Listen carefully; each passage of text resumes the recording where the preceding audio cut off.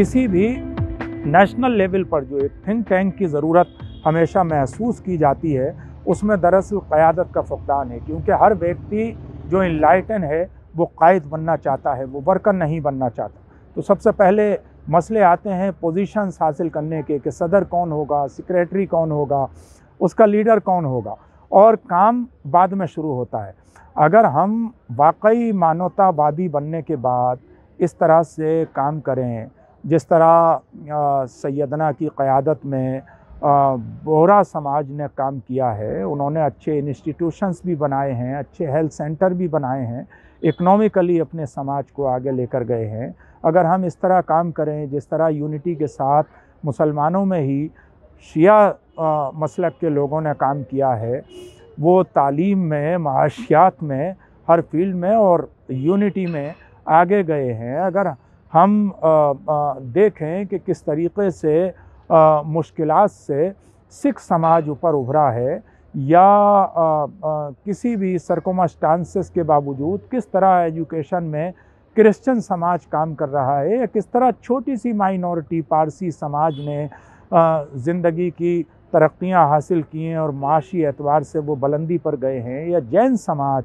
किस तरीके से रोज़गार की दुनिया में उसने तरक्की की है। तो मैं समझता हूँ कि ये बहुत आसान हो जाएगा, क्योंकि वहाँ पर हमें बहुत बड़े जो हमें वहाँ ईगो नज़र नहीं आती, वहाँ क़यादत के मसले नज़र नहीं आते, बल्कि लोग एक वर्कर के रूप में काम करते हैं। और जब तक हम वर्कर के रूप में काम करने के लिए वॉलंटरीली तैयार नहीं होंगे, जिन लोगों के पास रिसोर्सेज हैं, उस वक्त तक एक थिंक टैंक नहीं बनेगा। और एक ऐसा सवाल थिंक टैंक कि उसमें किसी के साथ ईगो का मामला ना हो, बल्कि मैटर हो अपनी कम्युनिटी को आगे ले जाने का, कम्युनिटी को एजुकेशन में आगे ले जाने का, कम्युनिटी को इकोनॉमी माशियात में आगे ले जाने का, अपने देश को आगे ले जाने का, अपने समाज को आगे ले जाने का। क्योंकि जाहिर है कि कम्युनिटी आगे जाएगी तो देश भी आगे जाएगा, समाज भी आगे जाएगा, तरक्कियों का असर होता है। और जो कॉन्फ्लिक्ट है, जब हमारे पास 100% एजुकेशन होगी, जब हमारे पास फुल फ्लेज सबके कारोबार होंगे, तो शायद हमारे पास ये वक्त नहीं होंगे कि हम सोशल मीडिया की अफवाहों में बहुत जल्दी किसी ख़बर की सच्चाई को जाने बिना इधर उधर फॉरवर्ड कर दें। हमारे पास एक रोड मैप होगा, हमारे पास एक डायरेक्शन होगा, हमारे पास एक प्लान होगा कि अगले 10 साल हमें किस तरह से काम करना है।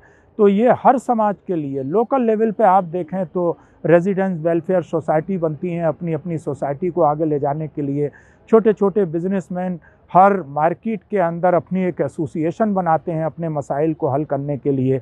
इसी तरीके से हमारे यहाँ नगर पालिका का सिस्टम होता है, गांव में ग्राम प्रधानी का सिस्टम होता है।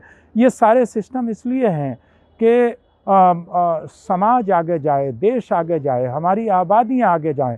इसी तरीके से तमाम समाज के लोगों की ये रिस्पॉन्सिबिलिटी है कि वो अपने समाज के लिए, अपनी कम्युनिटी के लिए एक ऐसा थिंक टैंक तैयार करें। और विशेष तौर से मुसलमानों के लिए ये ज़रूरत है कि अगर हम अपने पिछड़ेपन को दूर करना चाहते हैं, देखिए अपनी मेहनत के ज़रिए आज आदिवासी समाज, आज जो SC ST हैं, उनका लिटरेसी रेट जो है वो हमारे समाज से ज़्यादा है। तो क्या सबब है कि बहुत सारे रिसोर्सेज होने के बावजूद भी हमारा समाज पिछड़ा हुआ है? तो शायद कैरियर काउंसलिंग की कमी है, शायद इंफॉर्मेशन की कमी है, शायद अवेयरनेस की कमी है।